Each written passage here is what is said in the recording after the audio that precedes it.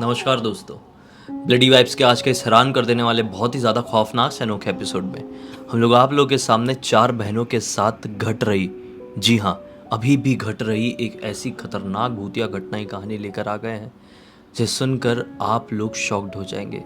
ये वीडियो भले ही आप लोगों के लिए नहीं, लेकिन उन लड़कियों के लिए काफ़ी ज़्यादा इम्पॉर्टेंट होने वाला है, क्योंकि इस वीडियो को अंत तक देखकर, कहानी को अंत तक सुनकर आप लोग शायद अपनी राय कमेंट सेक्शन में दे सकते हैं ताकि वो अपनी परेशानी से बाहर निकल पाए।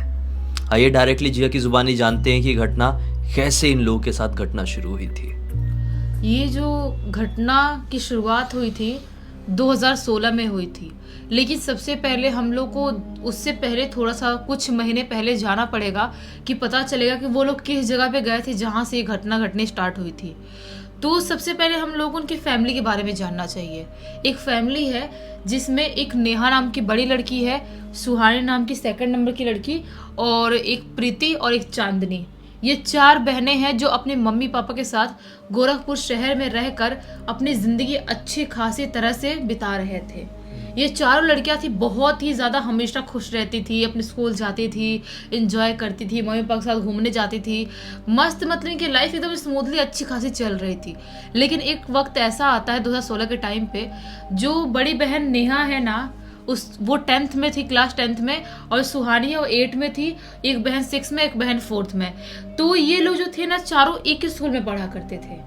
और ये इनके जो डैड हैं एक लेक्चरर हैं जो कि दूसरे कॉलेज में थे, लेकिन ये जो पहचान के, इनके डैड के पहचान के स्कूल में ये चारों पढ़ा करते थे। एक वक्त ऐसा आता है कि इसके नेहा के स्कूल वाले सोचते हैं कि हम लोग अपने 10th वाले बच्चों को पिकनिक के लिए कहीं लेके जाएंगे, क्योंकि हमारे स्कूल में 10th तक ही रहेंगे ये लोग। इसके बाद ये लोग कॉलेज के लिए दूसरे कॉलेज में जाएंगे 11th 12th करने के लिए। तो अभी हमारे बच्चे हमको याद करें अच्छे से, और उनका एक वो रहे, एक यादगार पल बनाने के लिए उनको हम कहीं लेके जाएंगे। ऐसा स्कूल वाले डिसाइड करते हैं, सोचते हैं कि सारे 10th वाले बच्चों को, लड़के लड़कियों को लेके जाना है, हमको बस बुक करना और पिकनिक के लिए कहीं अच्छी जगह पे लेके जाना है। लेकिन ये जो तीनों बहनें थी ना, सुहानी, प्रीति और चांदनी, ये लोग भी अपनी बहन नेहा से जिद करने लगती हैं कि दीदी दीदी हमको भी जाना है, हमको भी जाना है तुम्हारे साथ, हमको भी जाना है। ये बोलती तुम लोग क्लास 10 जाओगे, तुम लोग चले जाना ना, तुम लोग मम्मी पापा के साथ घूमने चले जाना, सिर्फ 10th वाले बच्चे जा रहे हैं। ये लोग बोलते, सुहानी ज्यादा जिद कर दी, बोलते नहीं दीदी हमको भी जाना है, प्लीज दीदी चल लेंगे हम लोग। वो बोलती मैं क्या कर सकती हूँ, स्कूल वाले सिर्फ 10th वालों को लेके जा रहे हैं तो मैं क्या कर सकती हूँ, मेरा कोई हाथ नहीं है, तुम लोग पापा को बोल के देखो।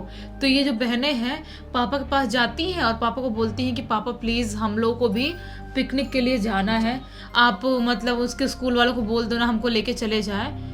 तो डैड बोलते हैं कि तुम लोग लेकिन क्या करोगे, बच्चे, बड़े बच्चों के साथ जाकर, छोटे छोटे बच्चों। ये लोग बोलते हैं कि नहीं हमको जाना है। वो लोग, क्योंकि इस बार सुना है कोई जंगल वाले एरिया में बस से मस्त पिकनिक मनाने जा रहे हैं, और हमको भी कोई जंगल वाले एरिया में जाना था बहुत टाइम से। तो इनके सुहानी के और इनके डैड बोलते हैं एक काम करता हूँ, स्कूल के जो प्रिंसिपल हैं उनसे मैं बात करता हूँ। स्कूल के प्रिंसिपल इसके सुहानी के डैड के अच्छे दोस्त थे, जिसकी वजह से ये अपने चारों बच्चों का एडमिशन उस स्कूल में करवाए थे।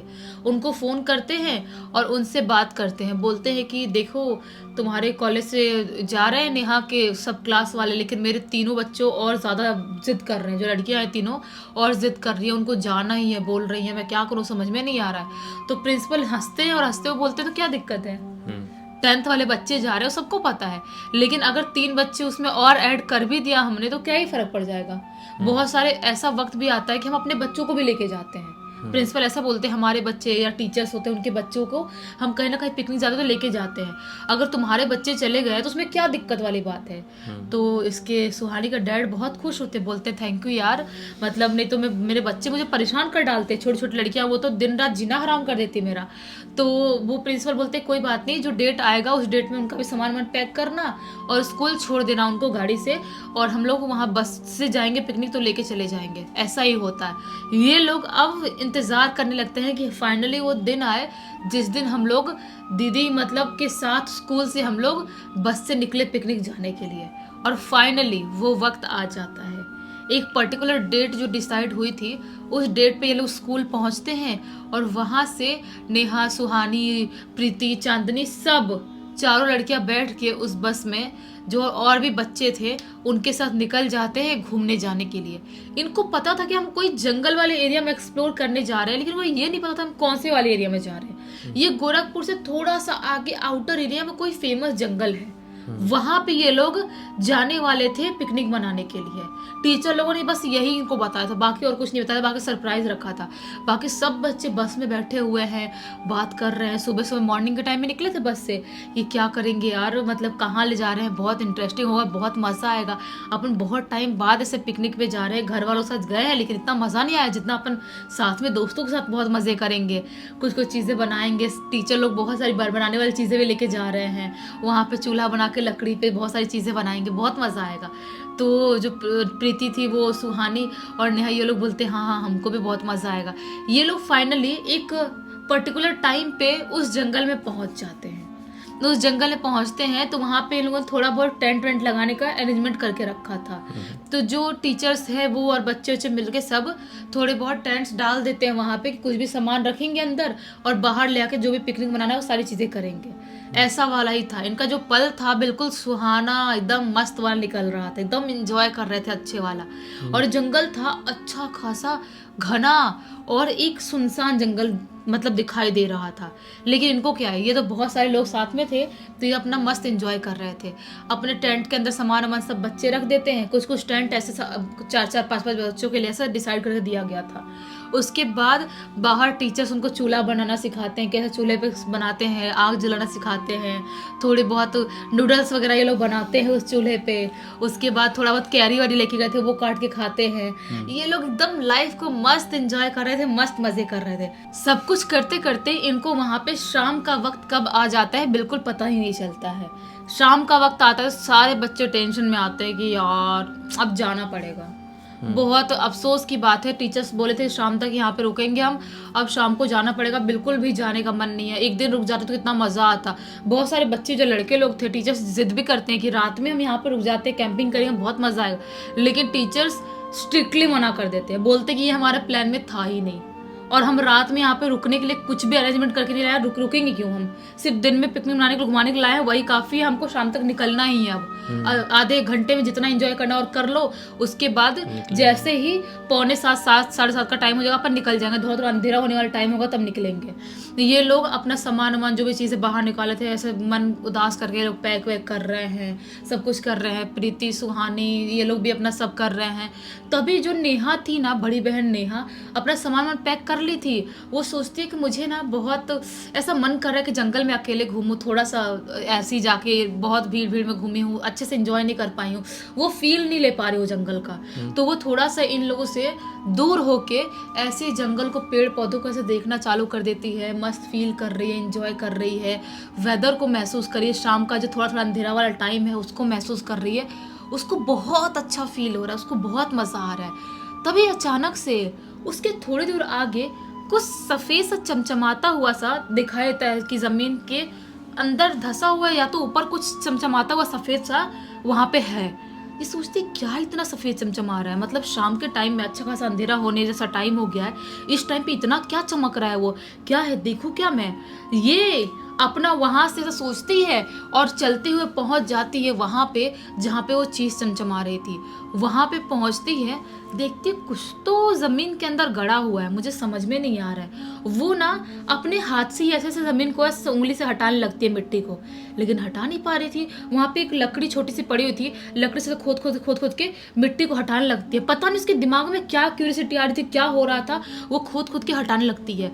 हटाते हटाते अचानक से उसे कुछ सफ़ेद सा इतना बड़ा दिखाई देता है, जिसको वो खींच के ऐसे हाथ से बाहर निकाल लेती है। और जैसे ही बाहर निकालती है, उस चीज़ को देख के अजीब सा चीखने जैसी हो जाती है, लेकिन चीख को कंट्रोल कर लेती है। वो जो चीज़ थी ना, ये जो इंसान की उंगली का जो स्केलेटन हो जाए ना, टूट जाए इंसान की उंगली का, वैसे स्केलेटन उसके हाथ में आया था। ऐसे स्केलेटन को देख के वो बहुत ज़्यादा घबरा जाती है कि मतलब ये इंसानी शरीर का स्केलेटन उसने लाइफ में फर्स्ट टाइम देखी थी। उसके लिए बहुत एक अजीब सा झटका सा, जैसे दिल में धक सा होता है ना, वैसा उसको झटका लगता है। वो समझ नहीं पाती है, बहुत अजीब सा डरने लगती है। ये सोचती है डरने वाली कोई बात नहीं है, और चीखूंगी चिल्लाऊंगी, ज़्यादा कुछ करोगी टीचर्स बहुत सुना देंगे, क्यों तुम उतने दूर तक गई थी, आगे तक गई थी, और तुम्हें क्या ज़रूरत थी कुछ खोद के निकालने की कोई भी चीज़ों को। वो घबराती है, और घबराती हुई ऐसे हाथ वाथ सब झड़ाती है, मिट्टी निकालती है, और वहाँ से भागते भागते अपने उस एरिया में पहुंच जाती हैं जहाँ पे ऑलरेडी सारे बच्चे खड़े थे और टीचर्स देख रहे थे गिन गिन के सब बच्चे हैं कि नहीं। वहाँ पे पहुँचती है, टीचर्स, ये जो टीचर थी फीमेल टीचर, पूछती भी है ये कहाँ गई थी तुम, तो ये बोलती है मैम वॉशरूम के लिए इधर ही गई थी, बाहर में थोड़ा साइड में। तो बोलती है ठीक है चलो, इतने बोला था ना सब शाम के टाइम पे इकट्ठे होना है, ऐसा अलग अलग नहीं होना, क्यों गई थी अकेले। बोलते सॉरी मैम। बोलते कोई बात नहीं, खड़े हो जाओ। सबको देखती है टीचर्स, जो फीमेल टीचर थी सबको गिनती है कि सब बच्चे हैं कि नहीं। गिनने के बाद सबको बस में बैठाना चालू कर देती है। जितने भी बस थे, सारे जितने बच्चे थे, सब अपने अपने सीट पे बैठ जाते हैं। अब इनका वक्त आ जाता है वहां से निकलने का। अच्छा खासा अंधेरा हो चुका था, अब वहां से ये लोग मस्त निकल जाते हैं। अभी वो लोग जंगल को ढंग से क्रॉस किए भी नहीं होंगे, आधे जंगल को ही क्रॉस किए होंगे, तभी अचानक से जो इनका बस था उसकी टायर फटने की बम से आवाज आती है, जैसे कि इनके बस की टायर फट गई। ऐसा झटके में बस रुकती है। ये लोग घबरा जाते हैं कि ये क्या था, ऐसे टायर क्यों फट गई बस की, और क्या प्रॉब्लम को समझ में नहीं आ रहा है। ये जो टीचर थी बोलती है कोई भी बच्चे अपनी सीट से उठेंगे नहीं, हम चेक कर रहे हैं क्या प्रॉब्लम हुई है, बस के शायद टायर फटने की कुछ दिक्कत हुई है, कोई भी अपनी सीट से नहीं उठेगा, बाहर उतरने की बिल्कुल भी कोशिश नहीं करेगा। वार्निंग देती है टीचर सारे बच्चों को। ये लोग बोलते हैं हाँ ठीक है मैम हम नहीं उतरेंगे। जो ड्राइवर था वो और वो मैम नीचे उतर जाते हैं और देखते तो क्या पाते हैं कि बस के आगे का जो दोनों टायर है ना, वो दोनों टायर बुरी तरह से फट चुकी है। दोनों, एक नहीं। अब टेंशन में आ जाते हैं, हम करे तो करे क्या, कुछ समझ में नहीं आ रहा है। तभी जो ड्राइवर था वो बोलता है कि मैम थोड़ी दूर आगे ही, 1 किलोमीटर आगे ही एक मैकेनिक का दुकान है, वहां से अगर अपन बुला लाए उनको तो शायद बना देंगे, तो 1-1.5 घंटे में यहाँ से हम निकल जाएंगे। मतलब 10 बजे तक तो कैसे भी निकल ही जाएंगे यहाँ से। तो मैम बोलती कि लेकिन रात के टाइम जंगली एरिया में सेफ नहीं फील होता, इतने सारे बच्चों को लेके रखे हैं हम, कुछ भी करो लेकिन जल्दी करो। ड्राइवर बोलता है एक काम करो मैम, आप बस में जाके बैठो और मैं जाता हूँ आगे मैकेनिक को बुला के लाता हूँ। ड्राइवर अपना निकल जाता है मैकेनिक को बुलाने के लिए। मैम आके आगे जो कंडक्टर वाला सीट वाला जो साइड वाला रहता है ना, उस साइड में वहां पे बैठ जाती है और वेट करने लगती है कि अब ड्राइवर लेके आएगा मैकेनिक को और बस बनेगी तो हम निकलेंगे। मैम को अंदर से एक अजीब सी घबराहट हो रही थी, जंगल में किसी को भी होगी थोड़ी बहुत, और इतने सारे बच्चों की जिम्मेदारी थी। मैम चुपचाप बैठी हुई है, सोच रही है, अपना फोन चला रही है, सोच रही है।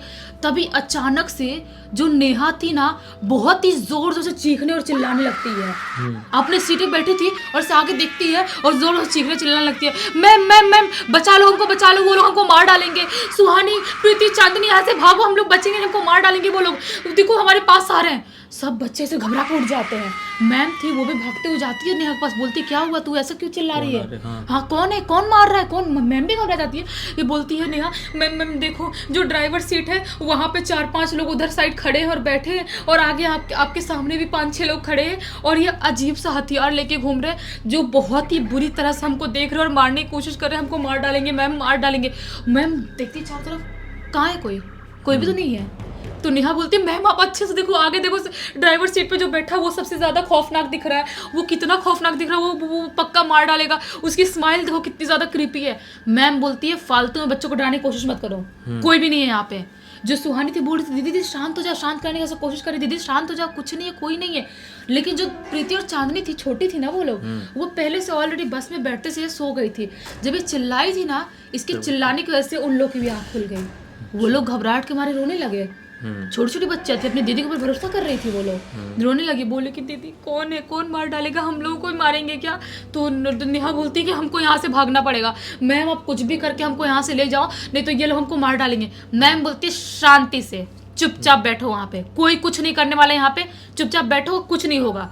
ये नेहा घबराते हुए कांपते हुए एक जगह से देख रही है और बैठी हुई है चुपचाप, जैसे खुद को बचाने की कोशिश कर रही है, ऐसा रिएक्ट कर रही है जैसे कोई इसको आ रहा है मारने की कोशिश कर रहा है, ऐसे रिएक्ट कर रही है। सुहानी, दोनों बहनें और भी जो लड़कियां थी, जो सब लोग थे, देख के उसको अंदर ही अंदर डर रहे हैं। बाकी बच्चे भी कांप रहे हैं कि ये ऐसे हरकत क्यों कर रही है। और नेहा को हम पहले से जानते हैं ऐसी कोई हरकत कर ही नहीं सकती।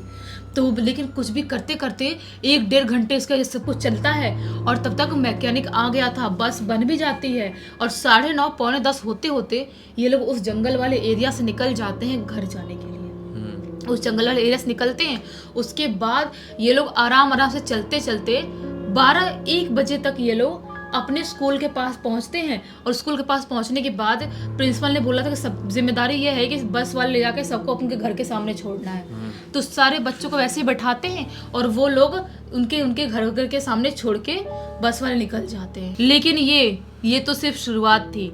इन बहनों ने सोचा नहीं था कि आगे आने वाली हमारी जिंदगी कितनी नर्क से भी बदतर होने वाली है। ये लोग अपने घर जाती हैं और उस रात तो डरते डरते नेहा बिना कुछ खाए पिए सो जाती है घर पे। मम्मी पापा पूछते भी हैं, सुहानी बताती भी है कि मम्मी पापा ऐसा ऐसा कुछ बोल रही थी नेहा दीदी वहाँ पे बस में, टीचर्स ने भी डांटा और सब बच्चे डर गए थे, कुछ समझ में नहीं आ रहा है। तो मम्मी पापा ने बोला हो सकता है बैठे बैठे सो गई, कोई सपना देख ली होगी, कुछ नहीं होता है, तुम लोग सो जाओ, डरने वाली बात नहीं है। उस रात तो सो जाते हैं। लेकिन जब अगली रात आती है, उस रात में अचानक से रात के 1:30 बजे नेहा बहुत जोर से चीख के उठती है, बहुत जोर से। घर वाले सब भागते हुए जाते हैं। सुहानी उसके साथ ही सोती थी और दोनों बच्चियां छोटी वाली माँ बाप के साथ सोती थी।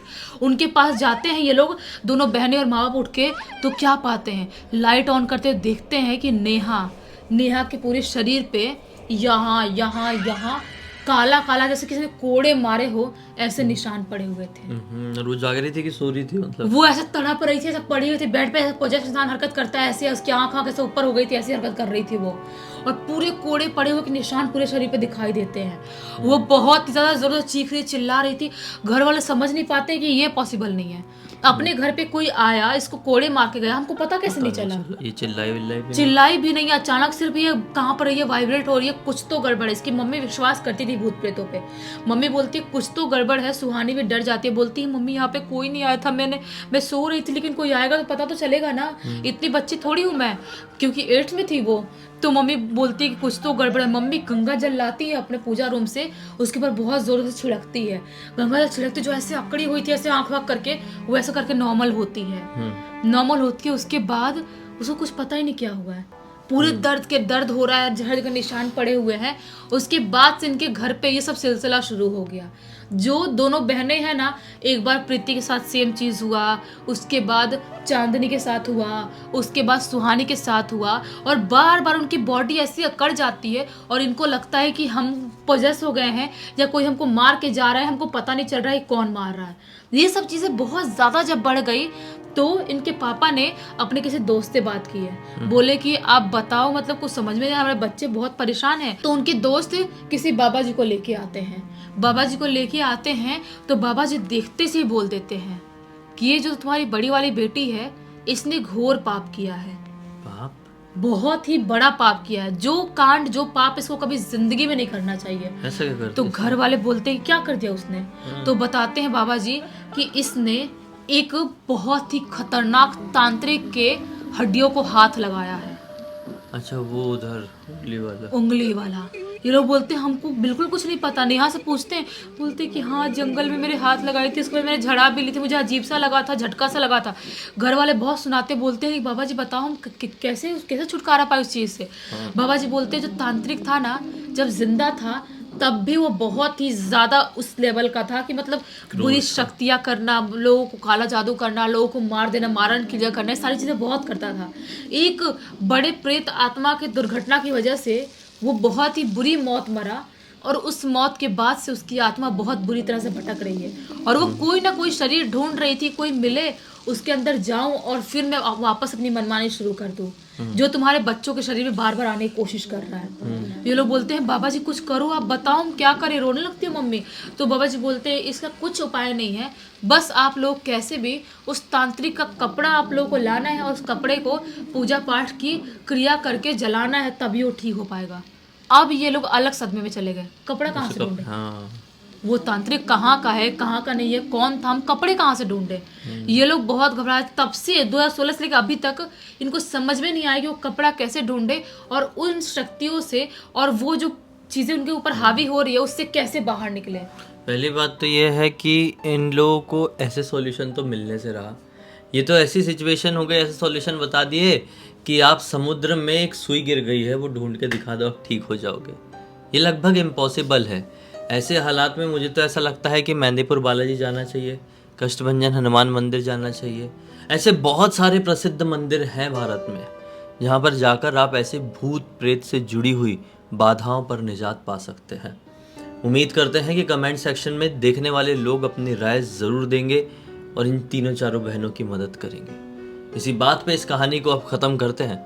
अब तक देख लिए हैं तो लाइक ज़रूर कर देना, चैनल को सब्सक्राइब करके बेल आइकन दबा के ऑल के ऑप्शन में क्लिक करना, क्योंकि इसी तरह के हैरान कर देने वाले खौफनाक वीडियोस डेली आप लोगों के सामने लेके आते रहते हैं। इंस्टाग्राम के लिंक इस वीडियो के डिस्क्रिप्शन बॉक्स में मिल जाए, क्लिक करके डायरेक्टली वहाँ पर पहुँच जाना। और इसी तरह की कोई भी कहानी टॉपिक या जानकारी आप लोगों के पास भी तो लिख भेजना, हो सकता है हमारा अगला वीडियो कल आपके हिसाब से ही बन रहा हो। तो चलिए कल फिर से मिलते हैं, तब तक के लिए बहुत बहुत धन्यवाद। आपका दिन शुभ हो।